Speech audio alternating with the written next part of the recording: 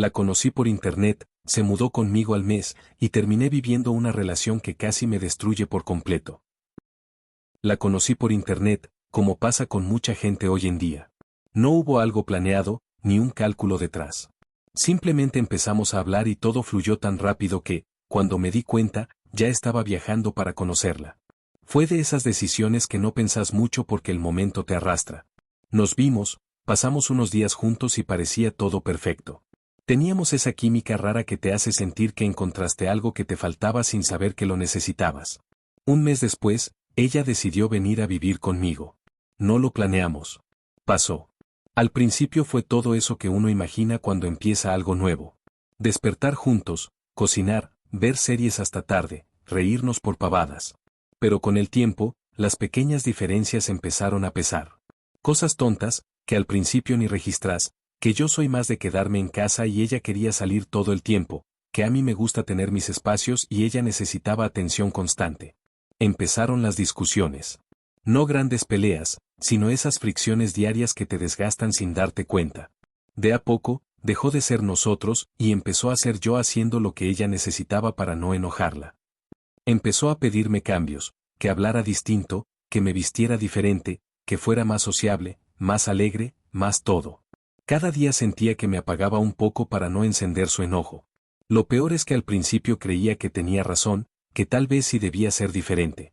Pero después me di cuenta de que cada cambio que hacía solo abría la puerta a otro reclamo más.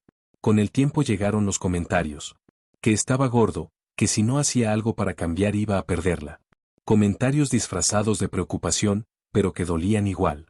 A veces me decía que cocinaba para mí con cariño, pero si no comía 2 platos se ofendía. Si lo hacía, luego me reprochaba haber comido de más.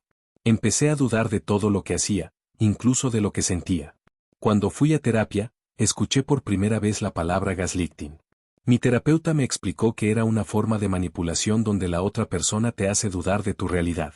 Revisamos mensajes que ella me había mandado y vimos cómo decía una cosa, luego la negaba y terminaba culpándome por malinterpretarla. Todo estaba ahí, escrito, y aún así yo sentía culpa. En persona era peor. Si yo intentaba aclarar algo, me hacía sentir como si estuviera loco o como si exagerara. Había situaciones que ahora, con distancia, me parecen absurdas. Como cuando hablábamos de cosas íntimas y de la nada mencionó a un ex, comparándome. O cuando propuso cosas raras en la cama mientras, al mismo tiempo, nuestra vida sexual era casi inexistente. Llegó un punto en que no sentía deseo, ni atracción. Dormía con una mujer a la que ya no reconocía, pero aún así seguía intentando complacerla, como si eso fuera amor. Después vinieron las separaciones. Iba y volvía. Siempre con una excusa, con una promesa de que esta vez sí iba a cambiar. Cada reconciliación duraba menos que la anterior. Todo giraba alrededor de su manera de ver las cosas. Si algo salía mal, la culpa era mía. Si yo intentaba hablar, terminábamos discutiendo. Si guardaba silencio, me acusaba de ser frío. No había forma correcta de existir al lado de ella. Una noche tuvimos una pelea muy fuerte.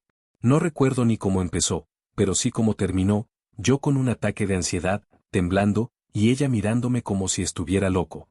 Al día siguiente me ignoró todo el día. Cuando intenté hablar, me dijo que no quería seguir, que se iba. Compró un pasaje para volver a su ciudad. Un día antes del viaje, sin saber por qué, decidimos intentar una vez más, pero pusimos una condición: mejorar la comunicación. Irónico, porque justo eso era lo que nunca tuvimos. No duró ni 2 días.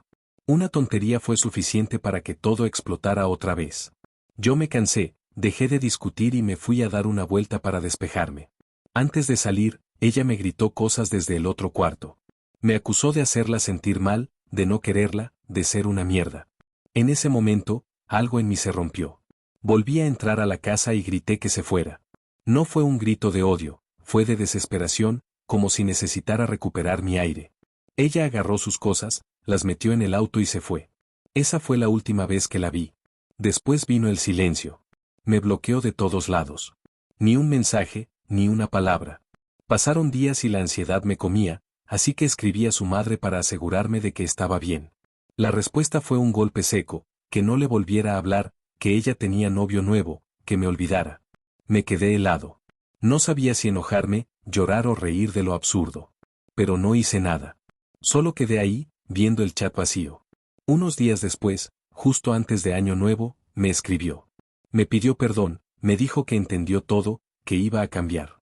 Que cuando yo me enojara me iba a abrazar, que con amor todo se arreglaba. Palabras vacías que ya había escuchado. Le respondí amable, pero distante. Le dije que podíamos hablar, sin compromiso. Pero no tardó en volver a actuar igual, dulce un día, fría al otro. Pasó de escribirme te amo a contestar con monosílabos. Y entonces llegó lo que para mí fue el punto de quiebre. Una noche salí con unos amigos y volví tarde. Cuando vi el teléfono, tenía mensajes suyos preguntando dónde estaba. No le había respondido porque no quería discutir. Al volver, le escribí que me había dormido. Me contestó, mentís, te vi por las cámaras.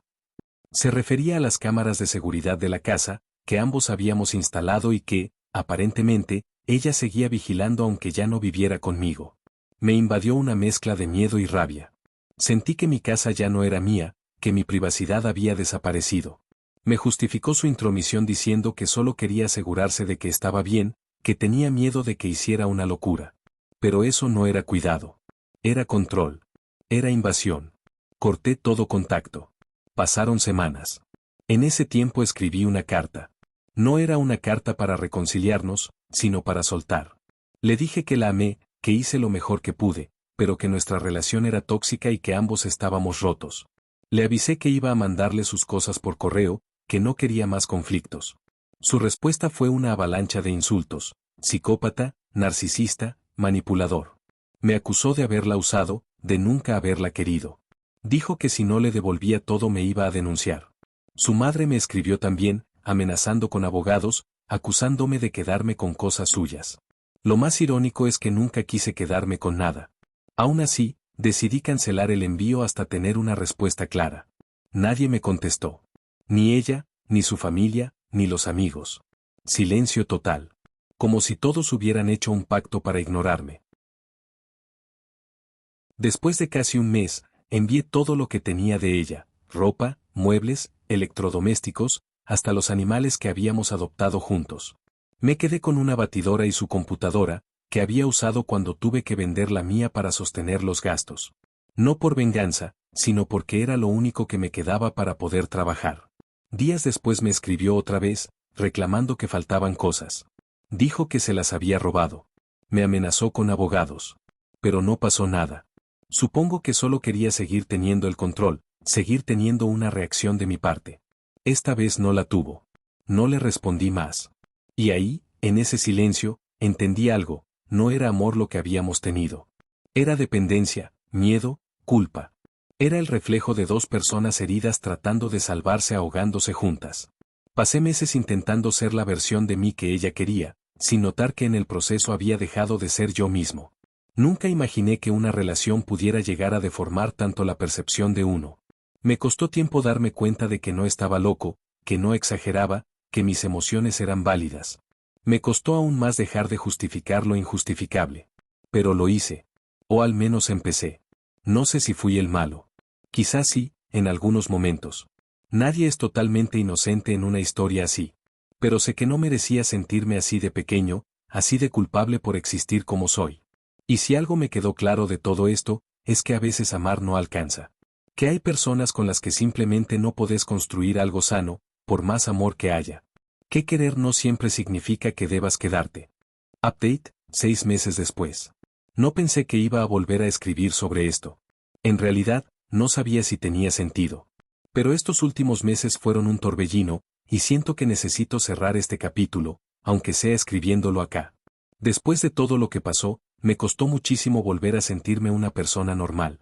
No podía dormir bien, no comía, tenía ataques de ansiedad cada vez que sonaba una notificación. Cualquier sonido del celular me hacía pensar que era ella, o alguien relacionado con ella, escribiendo para decirme algo más. La casa se sentía vacía, pero no de cosas, de energía. Era como si cada rincón estuviera contaminado con su presencia. Los primeros días no podía ni estar en el sillón donde solíamos ver películas. Todo me recordaba algo. Todo dolía. Seguí yendo a terapia. Al principio solo hablaba de ella. De todo lo que me hizo, de lo que yo hice, de lo que no entendía. Pero con el tiempo empecé a hablar de mí. De por qué permití tanto, de por qué aguanté lo que sabía que no estaba bien. Me costó admitirlo, pero tenía un miedo enorme a estar solo. Y ese miedo fue el anzuelo perfecto para alguien que necesitaba controlarlo todo. Empecé a entender cosas que antes no podía ni nombrar. Aprendí sobre apego ansioso, sobre relaciones disfuncionales, sobre cómo la culpa se convierte en una herramienta de manipulación. Pero también entendí algo más importante, que no todo fue culpa de ella. Que yo también tenía mis heridas abiertas, y que las expuse como si fueran invitaciones a que alguien las tocara. Con el tiempo, fui soltando. Bloqueé su número, cerré las redes, me distancié de todo lo que me recordaba a ella. Al principio me sentía culpable por hacerlo, como si estuviera huyendo. Pero después entendí que no era huir, era cuidar mi salud mental. Una noche, después de varias semanas sin pensar en ella, soñé con su voz. No recuerdo lo que decía, solo que sonaba triste. Cuando desperté, en lugar de sentir angustia, sentí paz. Fue la primera vez en meses que mi corazón no latía con miedo, sino con alivio. A los pocos días, me animé a salir de nuevo. No para conocer a alguien, sino para recuperar mi vida. Empecé a salir con amigos, retomé hobbies que había abandonado. Volví a escribir, a cocinar lo que me gustaba, a escuchar música sin tener que justificar el volumen. Pequeñas cosas, pero cada una se sentía como recuperar un pedazo de mí. Y ahí me di cuenta, no es que me faltara amor, me faltaba autoestima. Pasé tanto tiempo tratando de ser suficiente para alguien que nunca lo sería para mí, que olvidé ser suficiente para mí mismo. Hace poco me enteré, por alguien en común, que ella está en otra relación. No sentí rabia, ni tristeza. Solo una especie de distancia emocional, como si eso ya no tuviera nada que ver conmigo. Y supongo que eso es lo más parecido a cerrar una herida. No voy a mentir, todavía tengo secuelas. Todavía hay días en los que dudo de mí, en los que pienso demasiado antes de decir algo, como si tuviera que medir cada palabra. Pero también hay días en los que respiro hondo y me doy cuenta de que ya no vivo en alerta. Que la paz, cuando llega, no hace ruido. Aprendí que perdonar no siempre significa reconciliarse. A veces solo significa soltar el peso para poder seguir caminando. Y también aprendí que no todo lo que se rompe tiene arreglo, pero que uno puede reconstruirse igual. Si alguien que está leyendo esto está en una relación donde siente que camina en puntas de pie para no molestar, que vive pidiendo disculpas por existir, quiero decirle algo que ojalá alguien me hubiera dicho antes: eso no es amor. El amor no te hace sentir miedo. El amor no te hace dudar de lo que ves o de lo que sentís. El amor no debería doler así. Hoy, 6 meses después, puedo decir que me siento en paz. No perfecto, no feliz todo el tiempo, pero en paz. Estoy aprendiendo a estar solo sin sentirme solo. Estoy aprendiendo a elegirme. Y aunque todavía no sé qué me espera, al menos ahora sé quién soy sin que alguien me lo diga. Suscríbete y ponle me gusta y comenta para más videos diarios.